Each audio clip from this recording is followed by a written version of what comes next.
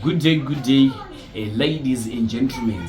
Kusana watukita zvekare pano paHadzirari 263. Kana uchiri mwenye pa this YouTube channel, subscribe mahara utena on that notification bell.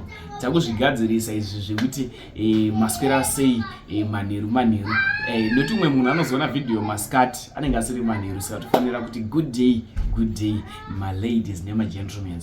MuZimbabwe update yandakakubatira muzora nhasi update iyo yaVice President vedu yemunyika ino yeZimbabwe vachitaura about nyaya yeamendment bill rule number 3 vachitaura zvavanga vachitaura. Pane vanozobudikira vachiti video iri nderakare, but takatarisa pavideo iri pane sound ichaitika kumashure kwebackground manyotereresesa yemunhu angaitoredza music song iyo yekuti gaga 2 minutes. Kune vanoiziva song iyi ndeye this year pamba chitoimbwa kuti gaga 2 minutes pavideo ipapapa. Vamwe vari kuti hanzi ivideo ra2013 but gaga 2 minutes ka ivideo song yamanje. Saka song yacho inenge ichitoridzwawo pavideo apapa, asi panga pari panhamo iri speech yavo. Ekusiya muchinzwa video apedza kunzwa video zvazvorofika comment section zvatone zvizere afamba nawo manje varara pano nadungweda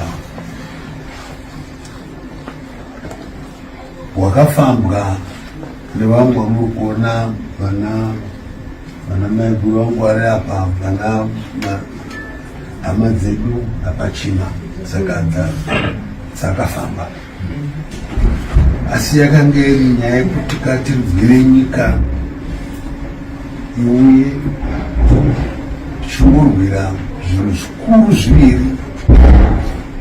Chekutanga tanga tiri kurwira kuti dai tanga taona one man one vote, tigouya tozozvisarudzira vatungamiriri vedu. Varungu vangu vaine qualified franchise navanga vainayo munguva yerudisha. Chepiri tairwira ivhu iri kuti toda ivhu redu ridzoke. Zvimwe zvatakazoisa pamusoro dzange dzangova zvisukuru zvekubatanidzira kuti zvinhu zvifambe. So ana comrade Kangai ndovakanga vari vakatanga dare rechimuvenga nana comrade Chitepo. Zvino hapachina kwangosara ndifunga vari vagumbo ndovafaundi ndovasara varipo. Vazhinji vakaenda macommanders vatakanga tinavo vazhinji vese hapachina. Ende tiuya ndichienda kuhondo ndakatakurwa naComrade Charles Dauramanzi, murume wamaigura, ndo akatitakura tatakurirwa navazvina vashe. So nhoroondo yachinoguti rwadzei vazvina vashe ndo vakatitambira, asi kuBotswana kwatakapfuura nako Comrade Dick Chikara ndo vakanga vatitambira tichibva kunokusha. Ndese tikutaura hapachina vakaenda. Vana Comrade Kangai Kumbirai ndo vakanga riri dare rechimuvenga, ndo vakazoumba kuti kuzova neuto rezanla rakanga riri richibva pakozota kutsaukana pakati pepato nevarwi. Kana vakanga vari kunguva iyoyo ndifunga makasitonzwako taingotungamirirwa kavane vakanga vasina kutrena vana Noel Mukono vangu vari masecretary for defense vakakundotonga vasati vapinda. Saka unonzwa urungano rwacho kanga uri kutaura runenge rwuri rwakareba. Manje pakusara vazukuru vana handiti ndinofara kuti ini maramba makanguchengetedza rungano rwechi rwana baba namai. Tavapatira apa kuti nyika igoenderera mberi govakwa igoita Zimbabwe yatinoda. Hatifaniri kukangamwa runganiro, hatifaniri kukangamwa tazuro nechihope. Zvitsvuke zviita sei, tinganakedzwe tikaita sei, asi chatofanira kuziva ndechekuti nyika yeZimbabwe yakadimuka ropa. nyika yeZimbabwe yakatamburirwa. Saka vese vakarara vari mumasango umu vasina makuva, vatisingazivi kuti vakaradzikwa papi, vakafira ivhu iri rakagadzika iri, vakafira mureza wedu uyu watinofufurutsa. Ndosaka chiramba chichirakidza kuti ruvara rutema rwevanhu vatema, ropa makareuka ropa. Pfuma iyo kana ichiona green iyo ndozvatairwira tichiona masango aya, kozoya maminaralo edu aya akaitwa neruvara rweshora rweyero. Saka kana tikange taakuona ikozvo tinopembera kana tichiona maiguvarara kuti basa ravo vakaita sei vakaita. Asi imi masara emi vana nevazukuru muchazvikwanisa kuzviendesa mberi here? Muchazoti hazvichisina basa. Tinosangana zvakare manhero akanaka kudai patiri kutanga horodhi yedu yekufa nokumuka kwaJesu Kristu. Sikangane lamhlanje ngaleli amalanga ekufa lokuvuka ko Jesu Kristu. Ngiyabonga amaZimbabwe amahle. Ndinokutendai maZimbabweans makanaka. Mwari ngave muchengetedzi wedu. Mwari ngave muponesi wedu neropa ramwanakomana wake Jesu Kristu rakatideukira pamuchinjikwa.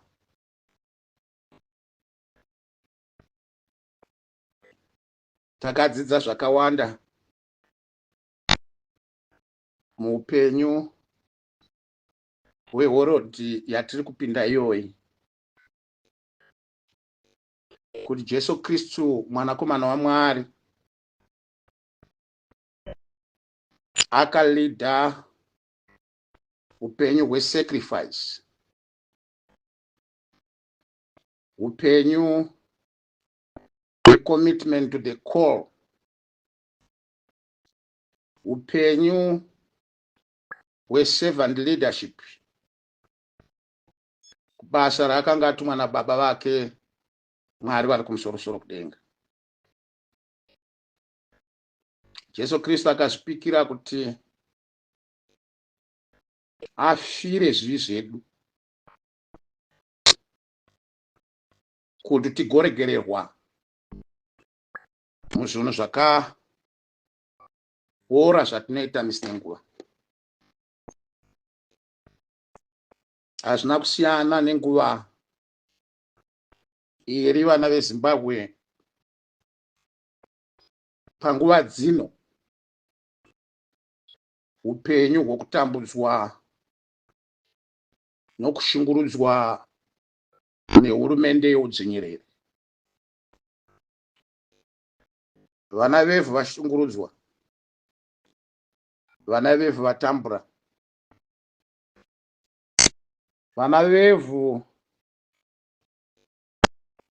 vari kuitwa kunge vasiri vene venyika. Nyika yoita sokuti ine vene vayo vashoma vanoita zvavanoda nayo. Icho ndochipikirwa zvatakapa kuna Jehovha vari kumusoro kudenga, Mwari waAbhurahama, Mwari waIsaka naJakobho, kuti Baba vari kudenga, isu tinoda utongi hwejekerere, upenyu kunoita kuti vana venyu vararame murugare, upenyu kunoita kuti munhu wese ararame achiziva kuti zviro kwazvo ane kodzero somunhu akasikwa nomufananidzo wenyu. asi vana vezimbabwe vari kudzipwa, vari kushungurudzwa, vari kutambudzwa. Muzuva ranhasi chaiko chaiko kune mashiripiti ari kuitwa nechihurumende cheudzvinyiriri ichi, chihurumende cheZANU-PF. Nhasi vanga vachifamba door to door kunyatsime uku, vachiti kuvanhu toda kuisai mudatabase, mudatabase rokuti imi mugogona kugara zvakanaka. Vanhu ivavo kwai vanga vakapfeka matisheti echibhakira, vamwe vacho vanga vakapfeka uniform dzebhodha gezi, vachifamba munyatsime nhasi.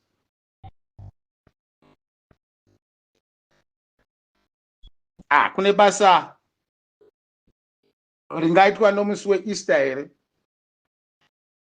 Easter ihorodhi yokuti vanhu iko zvino vese munyika yaZimbabwe toiziva kuti inyika yakanyanya kuwanda avo vanotendera chitendero chechiKristu. Vazhinji vari kufamba kuenda kudzikereke dzavo kundonamata panguva yeEaster ino, vachindochema nokufarira kumuka kwaJesu Kristu. Vari kuenda kunochema kurowa kwake, vagopemberera kumuka kwake nomusi womuvhuro. Asi nhasi kwai vanga vachifamba munyatsime vachitora mazita enyu mese kuti tikupinzei mudatabase. Saka vanhu ukoko vari kutaura vachiti aiwa nyangwe, vari kutora mazita ava vachinyepera kuti aiwa isu tinotsigira nyaya yeConstitution Amendment Bill number 3 ndiyo iri kufambirwa, yamuri kuona vanhu vachinyepedzerwa kunzi toda kuisai mudatabase. Ivo pachavo zvakare vataura vakati aiwa bodo, hakuna munhu kana kuti mushandi wehurumende angafambira nyaya yokupinza vanhu mudatabase musi wehorodhi. Nokuti pahorodhi apa vanhu vazhinji vafamba, vamwe vaenda kudzimba dzavo kumamisha kwavo, vamwe vazhinji vakaenda kukereke. Ndinoti kune vese ava vachafamba vachapinda mumigwagwa, ropa raJesu Kristu ngarikuchengetedzei. Mufambe muvhungamirwe naye mumapapiro ake, musawanikwa kana tsaona imwe zvayo. Mwari wakanaka achakuchengetedzai, nokuti ndiMwari werudo, ndiMwari wenyasha, haambotishii nyangwe zorema sei. Saka fambiswai munyasha mese muri kufamba muchienda kumisha yenyu. Fambai nomunyasha dzaJesu Kristu, mose muchengetedzwe, mukozodzoka kunzvimbo dzenyu dzamunoshandira munyasha dzewedenga. Ngatisimbei vana veZimbabwe, makazviona zvakaitika mazuva apfuura, kudzvinyirirwa kwatakaitwa tese munyika yeZimbabwe kuti vanhu vasataura kuramba Constitution Amendment Bill number 3 yaada kuisa zvinhu zvakaora muConstitution yedu, zvakaora zvokuti vanhu veZimbabwe vararame kusvika muna 2030 vachinonga svosve nomuromo. Vazhinji vedu vakanga vachimborarama from hand to mouth, asi ko zvino tasvika panguva yokuti vanhu vakurarama from foot to mouth. Nenhamo nourombo hwadzvarwa munyika medu, nehurumende yaEmerson Mnangagwa nezvikananda. Zvikananda zvine hondo navana veZimbabwe vari kudzvanyira mwana wese weZimbabwe kuti asataura zvanofanira kuti ataure, nenyaya yekuti havadi kupikiswa zvese zvavanenge vachiita. Ramba vachiponda vanhu vasina mhaka, nokuti zviro kwazvo vari kuramba kuti chihurumende chezvigananda chirambe chiripo kusvika muna 2030. Kurambwa kwehurumende iyi ndo kwatsvakisa kuti vadzvanyiriri vamuke mabhinya, kumekwira mabhinya vanhu venyika yako, nokuti zviro kwazvo haudi kuti vataure zvavanoda. Imi chishingai zvikuru kwazvo vana veZimbabwe, nokuti nguva yoruponesi yapadhuze. Mwari nevadzimi venyika vakanzwa kuchema kwedu, vava padhuze kudavira kunyengetero yedu. Vanhu havazvizivi kuti in politics 24 hours is too long. In politics, 1 day is too long. In politics, half a day is too long. In politics, 1 hour is too long. In politics. Saka vose vari kuzurova matundundu vachiti tisu tinoira, aiwa havahwisisi politics. Politics dzinodeterminwa nguva pfupi yomunhu asingafungiri. Saka isu ngatifarei vana veZimbabwe kuti the time for our freedom is nearing. That time we have been all waiting for has arrived. Let's keep being bold. Ngatirambei takashinga, nokuti rusunungo rwapadhuze. Munhu wese shingirira, nokuti kana zvinhu zvoremesesa, ziva kuti wakuda kuti uturwe. Ndinotenda nokuvonga vana veZimbabwe kuti holiday lay inkosi ibusise lihambe kahle emakaya lamachechini. The Lord will protect you. Sonke sibonge uNkulunkulu ukuthi asibusise.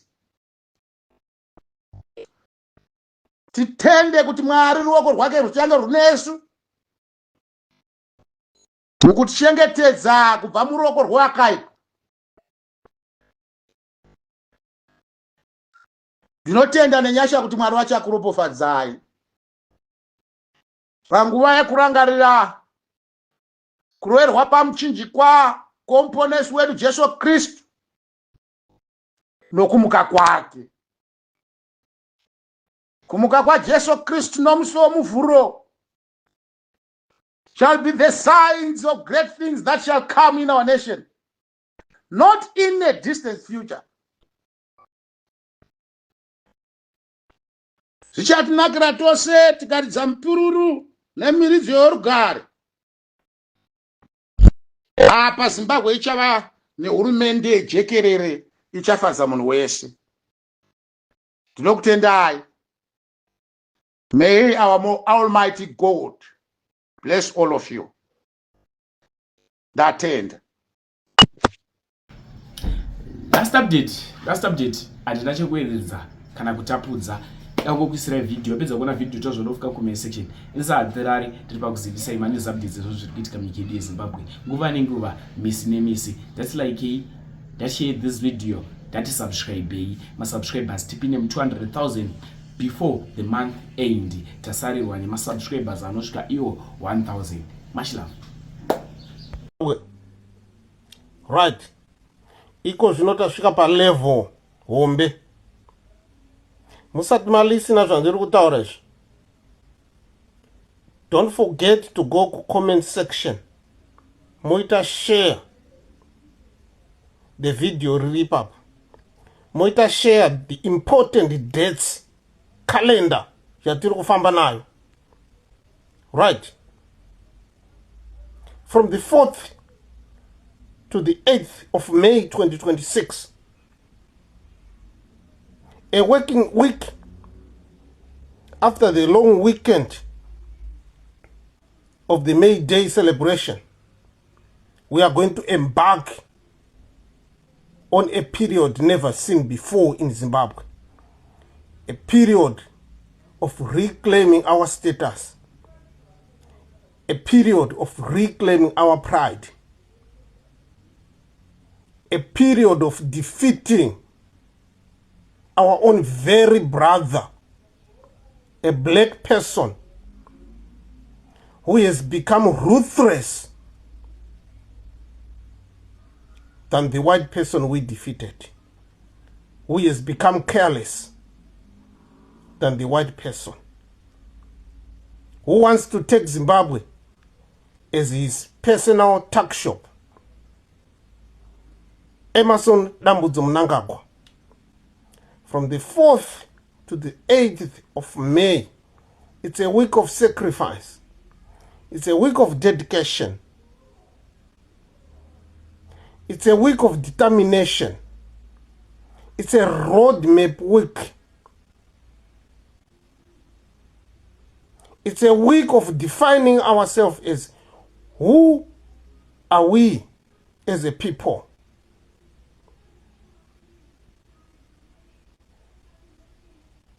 These dates are not coming from Nelson Chamisa, Tendai Biti, Jacob Ngarivume, Jobo Scala, or any other prominent opposition political party in Zimbabwe. You may think they are not coming from there. They are coming from Zimbabweans themselves. Zimbabweans who are based in Zimbabwe and those ones who are based in the diaspora. And importantly, they are coming from the ZANU-PF themselves, most of them, who are willing to see change, but are afraid to talk. These days have come and supported, they have been supported by the war veterans in Zimbabwe. And some of the war veterans who are outside Zimbabwe. They fought in Zimbabwe, but they are living outside Zimbabwe. We even have the support of the army. Within the army ranks, we are receiving lots of supportive messages. We have engaged the South African government. We have engaged the Botswana government. And they are supportive of what we are going to do during this week, that week. They are very, very supportive. Because they are also tired of the maladministration of the Zimbabwean government. Now, I want everybody to mark these dates on calendar.